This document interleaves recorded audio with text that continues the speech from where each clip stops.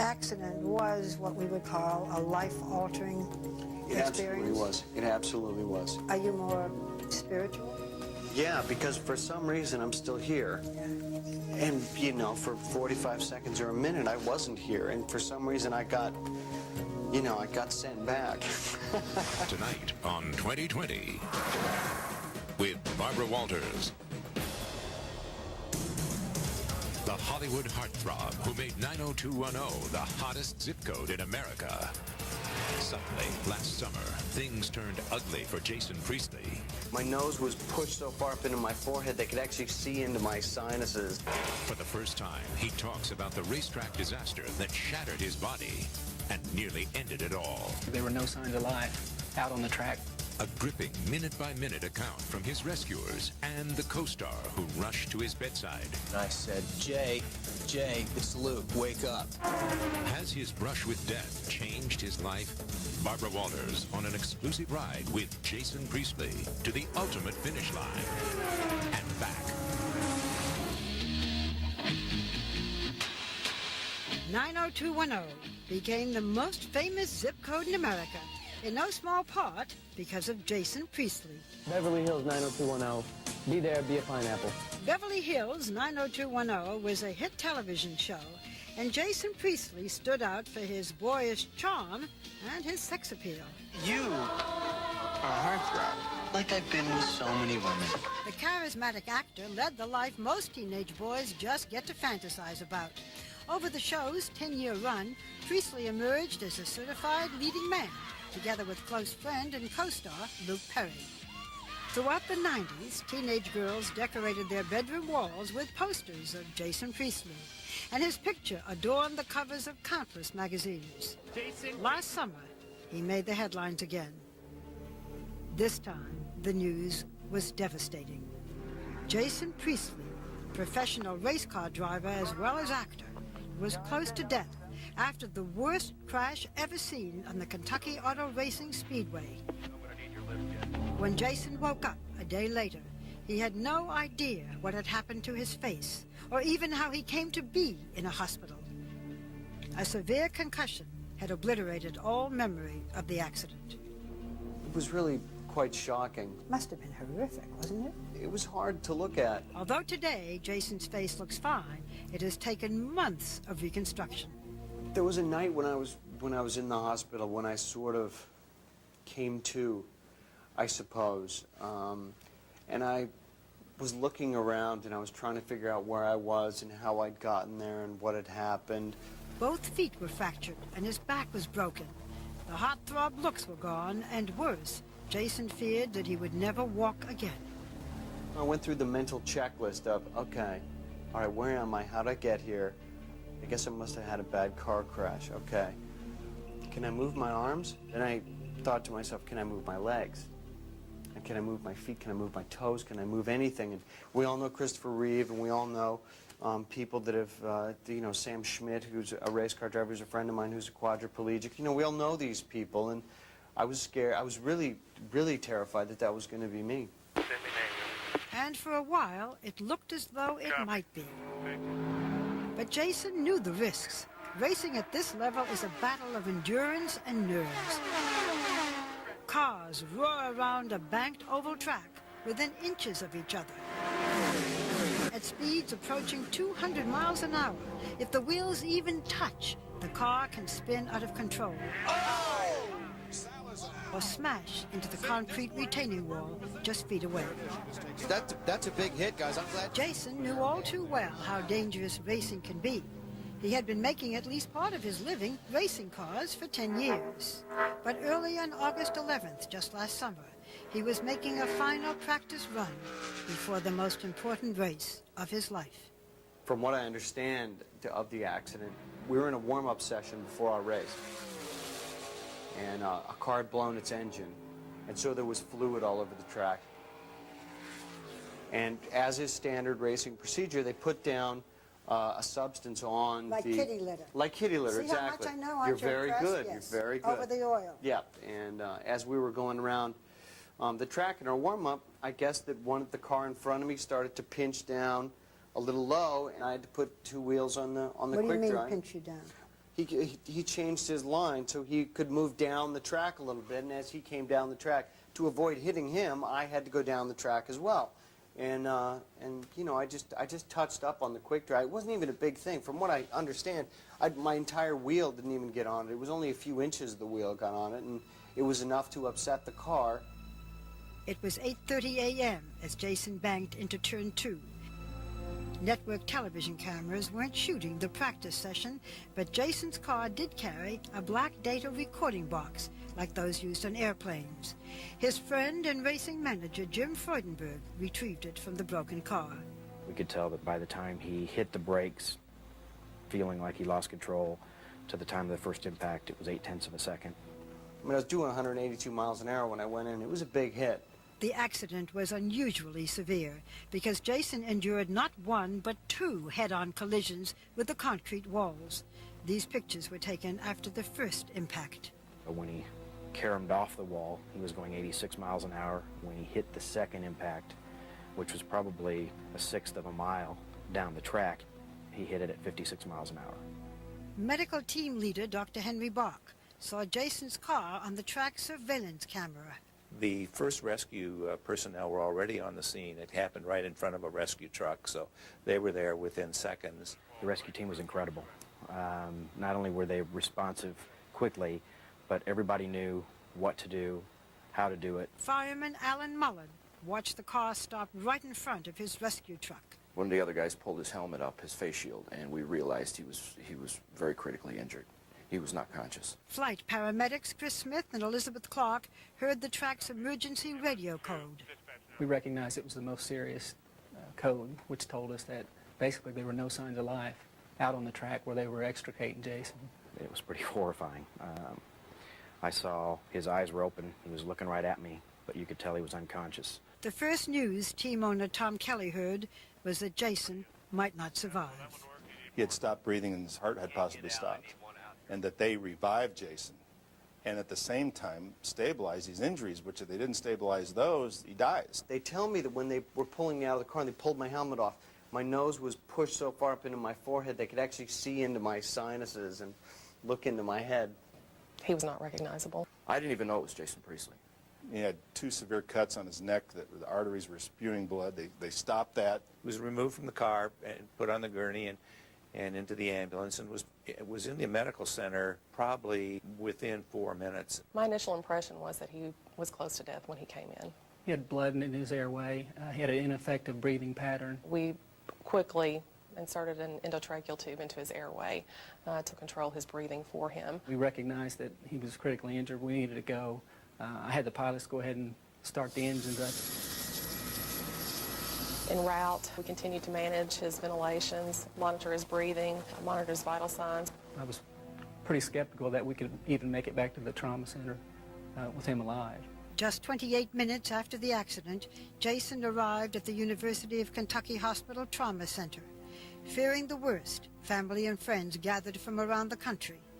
Luke Perry, his friend from 90210, was there within hours. He looked like hell. He looked like it was scary to me. And they felt if he would be able to recognize me, that would be a good sign that his cognitive skills were still there. And, you know, I climbed right up over the bed, and I got directly down where I could see into his face. And I said, Jay, it's Luke, wake up. And his eyes popped open, and it scared me because his eye, you know, Jay's got the blue eyes, but everything else around him was just red. His eyes were blood red, and I could just see down in the shafts of his pupils, and I said, Jay, what's my name? And he looked right at me, and he said my name. And everybody in that room, you know, I looked around, and they were all like, they breathed a big sigh of relief. A day later, Jason was airlifted again to Indianapolis for surgery. It was then reported that he might never walk again.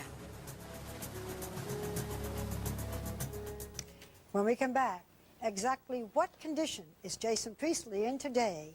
Will he ever race again, or is he done with living life on the edge?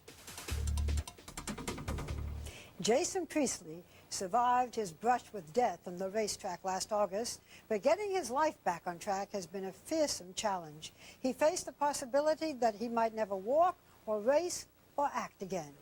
But as we continue, you will see the impressive strides that Jason has made in less than 6 months. Jason, you walk with no effort, no limp, no effort. No, walking is fine.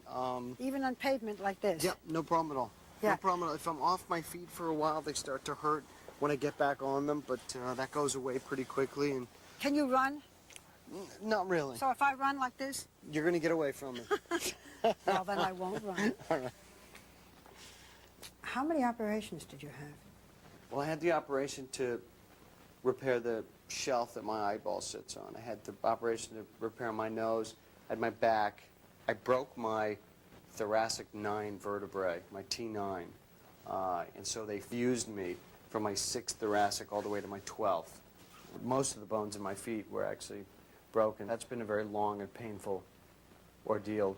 I have 2 big scars on either side of my neck. Oh, my goodness. With my seat belts, you have one over each shoulder. They actually cut into my neck. How was your speech affected? My speech was affected badly.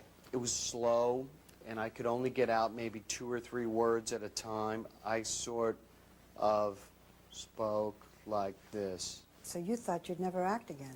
Yeah, there was a period in time where I was absolutely terrified. I mean, I'm an actor. I mean, it's what I do, and I was really terrified for a number of weeks. I think maybe that's one thing that helped me to recover as quickly as I did, was that I was merely worried about what I needed to do to get better. Jason celebrated his 32nd birthday in the hospital, where he stayed for 3 months, followed by weeks of painful physical therapy. It's all I've focused on since the accident happened, is what I need. What do I need to do? And I used to just say it to my therapist, say, what do I need to do to get better? That's all I want to know.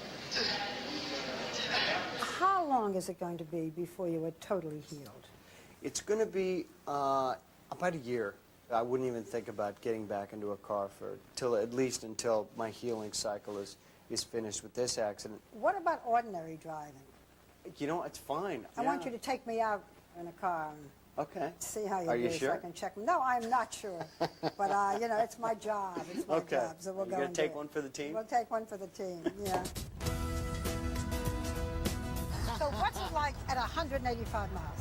It's, you know, it's obviously very different. And the thrill for driving race cars is to drive the vehicle to the absolute limit of its capabilities. I say we just get by these guys and get going. What do you think? No. Oh, come on. Let's get going. Let's just go by. Up until we hear the sirens. It was really fun until Until the police came. What do you really? see, officer? Officer, I was doing 35. Jason has always loved driving fast and living on the edge. Even as a young man growing up in Vancouver, Canada, he was a risk taker. You did extreme things. I mean, you bungee jumped and you had motorcycles and... Yeah. I mean, you were always a daredevil, were you not? Yeah, I was always, you know, when I was 16, everyone else got a car, I got a motorcycle. I just wanted to live every minute. I was a rugby player, I was a hockey player. I love to challenge myself, and I love to compete, and I just love all that. And from his earliest years, Jason loved another risky business, acting. His big break came at just 21 years old on Beverly Hills 90210. Brandon Walsh. Emily Valentine. Hi. You got that great smile, that helped. Well, thank you very much. You're very kind. By the way, none of your teeth were knocked out in this accident. No, which is amazing, because Nobody was going to touch that smile. No, thank God. No, the amount of money this cost me, are you kidding? No. My 2 front teeth are actually fake because of playing hockey, and I've lost my teeth through playing hockey. And that rebuilt smile helped put Jason on the fast track to Hollywood stardom. You know, it's a Hollywood thing. We're going to Spago. Yeah. You became a star. I You had became- all these yeah. young women going, Brandon, Brandon, Brandon, Brandon. It did so much for me, that show, and it really, you know, it's a wonderful thing to have that experience in your life. But after 9 years, the thrill was gone. In 1998, Jason left 90210 to pursue roles in the movies. I've worked very hard to give myself the opportunity to play other roles and to do other things. Jason. And since 90210, he has appeared in 7 movies, playing a range of characters. In his latest film, Die, Mummy Die, he was an FBI agent masquerading as a gigolo. You can't discard me like one of your false eyelashes. But he was also still involved in car racing. My man, Jason Priestley, the dude himself. Race car driver, a big part of our coverage. Jason did color commentary for the Indianapolis 500. There's nothing that compares to this anywhere in the world. But his private wish was to qualify to drive in the race. That dream came a step closer last year when he signed on for the Infinity Pro Series.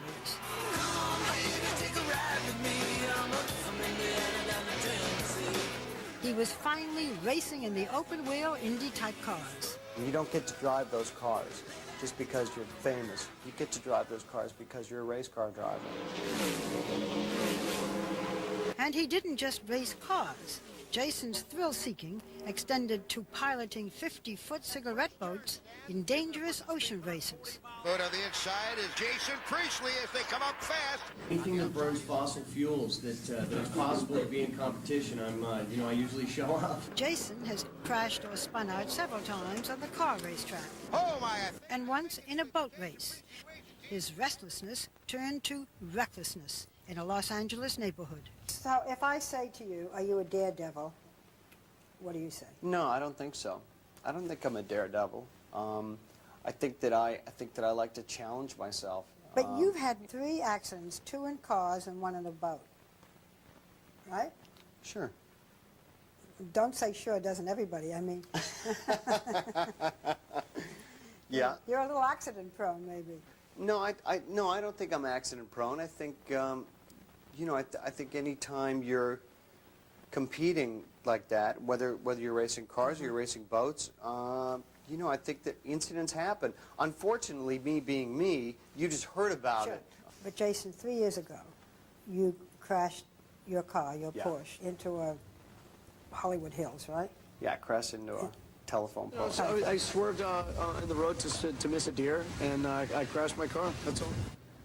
Jason was arrested for driving while under the influence. The fact of the matter is, I made a mistake. I'd had too much to drink to be operating a motor vehicle, and for me, it was a learning experience, and it was something obviously I needed to learn. Jason spent 5 nights in jail. His driver's license was suspended for a year, and he had to complete an alcohol management program. Do you consider yourself an alcoholic? Do I consider myself an alcoholic? I'm not sure. I don't think so, but I'm not sure. Do you drink now? No. You stopped? I haven't had a drink in 10 months. Were you ever tempted, or are you tempted now, to quit racing? There was a time right after the accident where, had you asked me that question, I would have said, oh yeah, I'm all done. I'll never race again. But as the months go on and as the memory of what had happened recedes, I start thinking about getting back into a race car. Oh, Jason. But I don't want to do anything that's going to jeopardize my ability to work as an actor. So if it becomes an issue where people will look at me when I say, yeah, I got to have this weekend off because I got to go race, all of a sudden it's going to become a big issue. Yeah, and what about insurance for this guy? Well, exactly, because as much as I love race car driving, I love being an actor. Do you still want to race in the Indianapolis 500? The big deal? I don't know if I would be able to take a car into the corners at the velocity that you need to compete in that race. It really changed a lot for me. I don't think you can go through something like this without being changed by it. But nothing provided a more compelling reason to change his priorities than the realization of just how close he came to death last August. As they were pulling me out of the car, I actually stopped breathing for a period of time, and then they put a respirator on me, and I started breathing again. So Thank for God. a moment or two, you were... Yeah, for about 45 seconds or a minute, I actually checked out. You were dead? Yeah. For 45 seconds. Yeah. kind of scary, isn't it? Are you more spiritual? Yeah, because for some reason I'm still here. And, you know, for 45 seconds or a minute I wasn't here. And for some reason I got, you know, I got sent back. But you don't I got remember that returned. period. So this accident was what we would call a life-altering It absolutely was. It absolutely was. I think that the whole experience just forced me to grow up, and it forced me to mature in a lot of ways that I hadn't matured before. The devil is not racing cars for you, is it? No, And no. you may indeed get in that car again. Yeah. You can see the smile it puts on my face just thinking about driving a race car. Oh, Jason, just think about it a little more, please. We'll be right back.